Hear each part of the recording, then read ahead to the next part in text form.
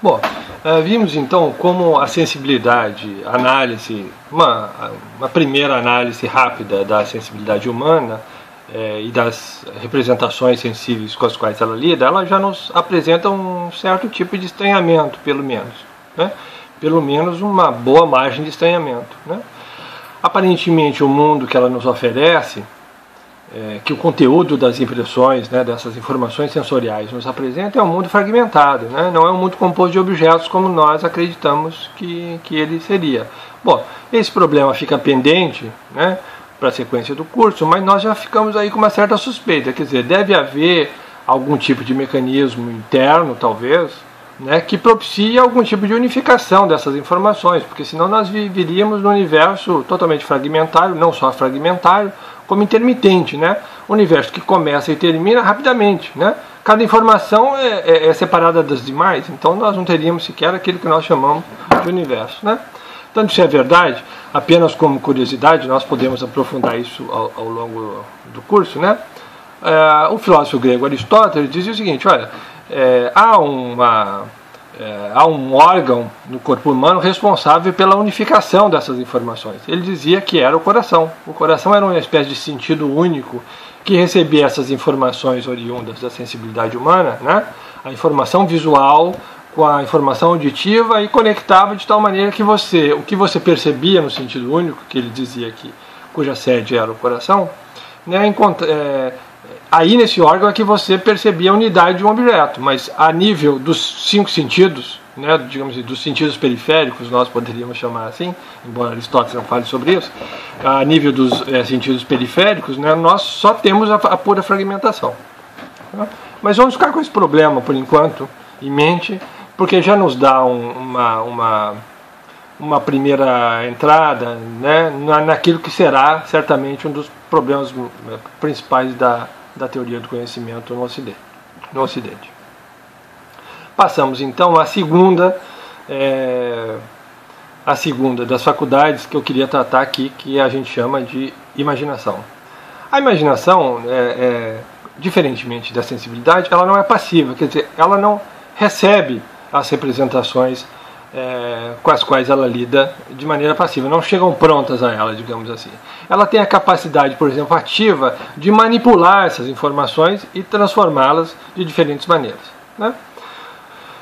Imagino que todos vocês devem ter brincado de Lego na infância, né? Ou ainda brinquem nas horas vagas, né? É um bom exercício criativo, né? E a imaginação tem essa característica, ela também é de alguma maneira criativa.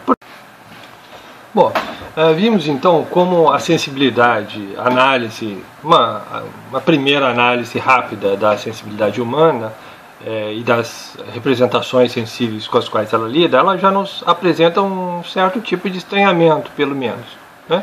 Pelo menos uma boa margem de estranhamento, né? Aparentemente o mundo que ela nos oferece, que o conteúdo das impressões, né, dessas informações sensoriais nos apresenta, é um mundo fragmentado, né? Não é um mundo composto de objetos como nós acreditamos que ele seria. Bom, esse problema fica pendente, né, para a sequência do curso, mas nós já ficamos aí com uma certa suspeita, quer dizer, deve haver algum tipo de mecanismo interno, talvez, né, que propicie algum tipo de unificação dessas informações, porque senão nós viveríamos num universo totalmente fragmentário, não só fragmentário, como intermitente, né? Um universo que começa e termina rapidamente, né? Cada informação é separada das demais, então nós não teríamos sequer aquilo que nós chamamos de universo, né? Então, isso é verdade, apenas como curiosidade, nós podemos aprofundar isso ao longo do curso, né? O filósofo grego Aristóteles dizia o seguinte: olha, há um órgão no corpo humano responsável pela unificação dessas informações. Ele dizia que era o coração. O coração era uma espécie de sentido único que recebia essas informações oriundas da sensibilidade humana, né?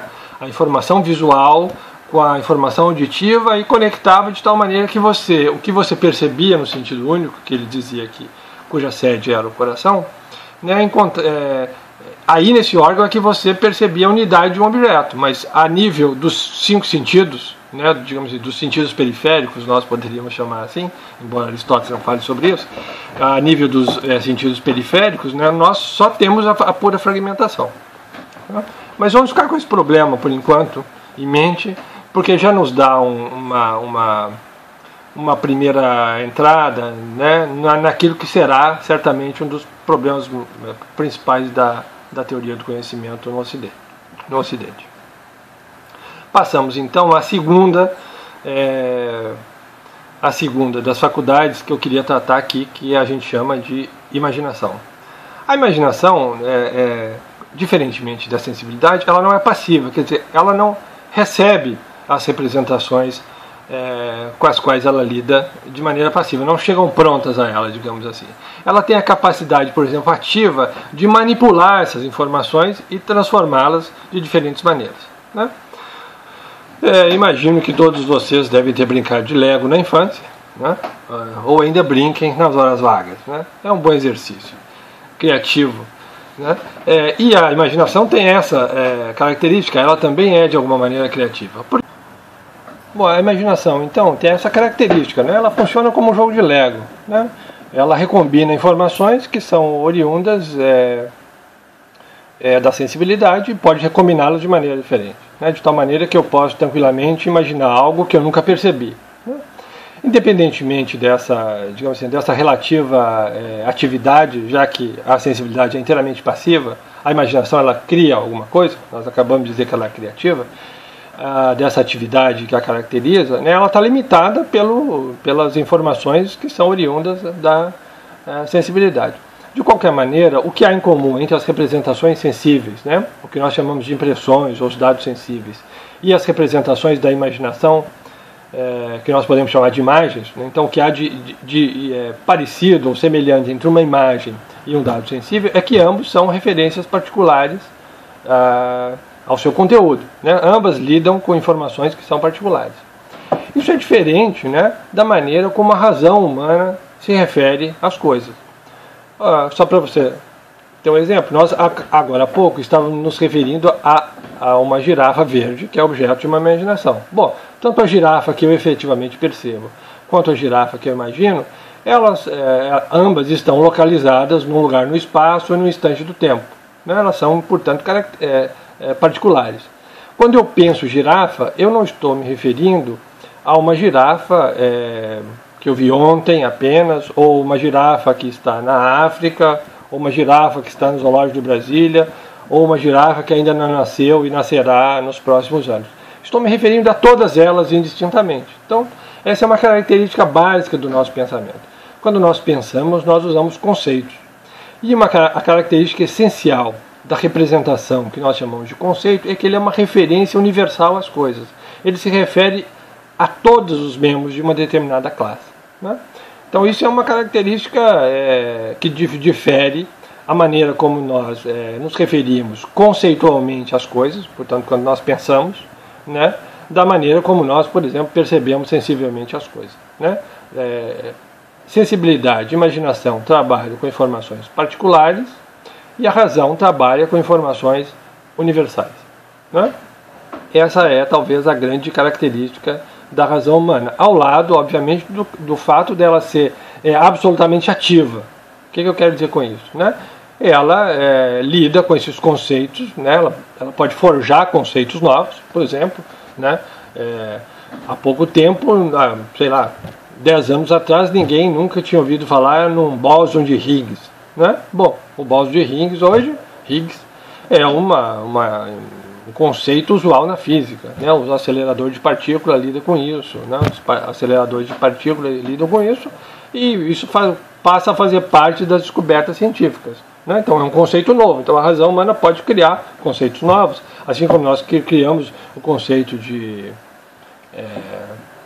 na biologia nós criamos o conceito de fotossíntese, nós criamos o conceito de cardiopatia, enfim, qualquer conceito científico na verdade um conceito criado, né, que não corresponde exatamente na íntegra a um objeto da sensibilidade, até porque o objeto é particular, nós já vamos chegar lá, né? De qualquer maneira, nós podemos não apenas criar conceitos, a nossa razão pode não apenas criar novos conceitos, o que denota seu caráter ativo, como ela pode combinar esses conceitos de maneira diferente.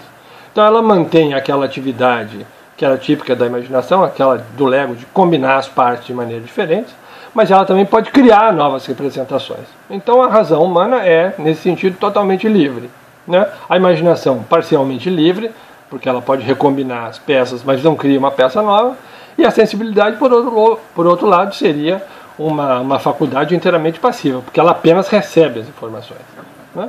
Então olha só, nós temos três dessas faculdades, essas três faculdades principais. Ao lado delas, né, eu não me referi então, mas nós teríamos a memória, né? Bom, a memória, ela trata ou com informações particulares, então nós nos lembramos de uma situação da nossa infância específica, não é, em que nós estávamos vestidos para o carnaval com uma roupa, um chapéu bonito, né, com umas pecinhas balançando, uma camisa vistosa, então lembramos dessa situação. Isso não tem nada a ver com esse curso. Lembramos dessa situação, ou nos lembramos, né, de um conceito, do significado do conceito de alienação em Marx, ou o que seja. Então a razão tanto lida com informações particulares, quando o seu objeto, o objeto lembrado, digamos assim, é particular, quanto ela lida com informações que são universais, quando o objeto lembrado é um conceito, né, uma informação universal. Então, do ponto de vista epistemológico, do ponto de vista da teoria do conhecimento, para aquilo que nos interessa nesse curso, a memória não tem assim, um destaque muito grande, mas eu apenas registro aí, porque ela é de fato uma faculdade importantíssima do ponto de vista da psicologia humana, né? Então nós temos então essas três faculdades. Eu espero que isso tenha ficado claro, porque isso vai ser essencial para que a gente enuncie então o problema, o que eu chamo de o problema das representações, que será o grande problema ao longo desse curso. Mas para isso eu volto no próximo vídeo. Obrigado. Bom, a imaginação então tem essa característica, né? Ela funciona como um jogo de Lego, né? Ela recombina informações que são oriundas da sensibilidade e pode recombiná-las de maneira diferente, né? De tal maneira que eu posso tranquilamente imaginar algo que eu nunca percebi, né?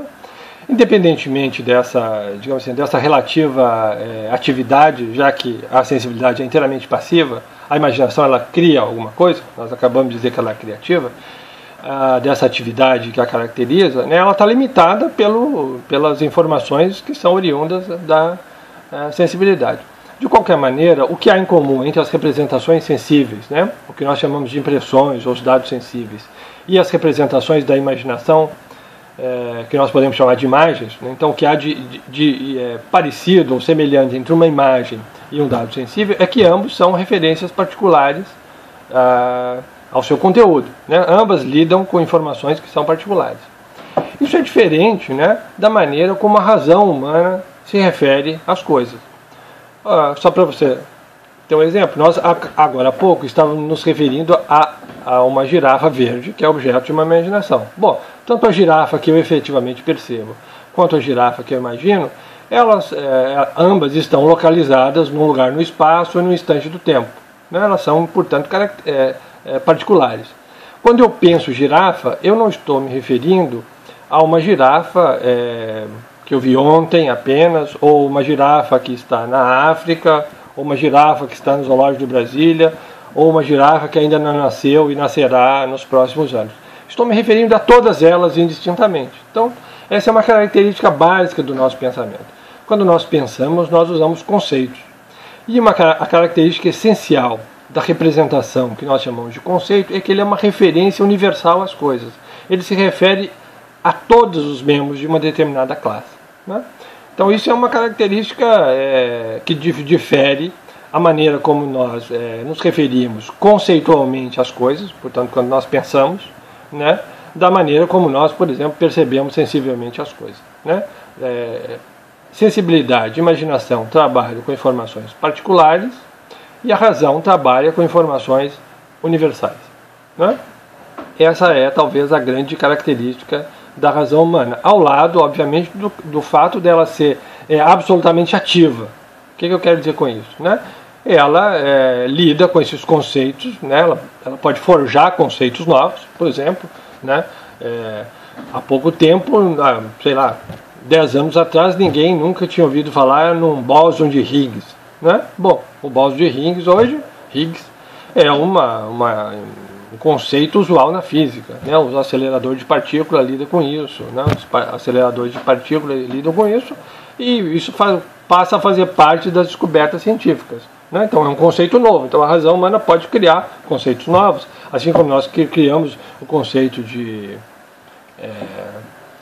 na biologia nós criamos o conceito de fotossíntese, nós criamos o conceito de cardiopatia, enfim, qualquer conceito científico é na verdade um conceito criado, né, que não corresponde exatamente na íntegra a um objeto da sensibilidade, até porque o objeto é particular, nós já vamos chegar lá, né? De qualquer maneira nós podemos não apenas criar conceitos, a nossa razão pode não apenas criar novos conceitos, porque denota seu caráter ativo, como ela pode combinar esses conceitos de maneira diferente.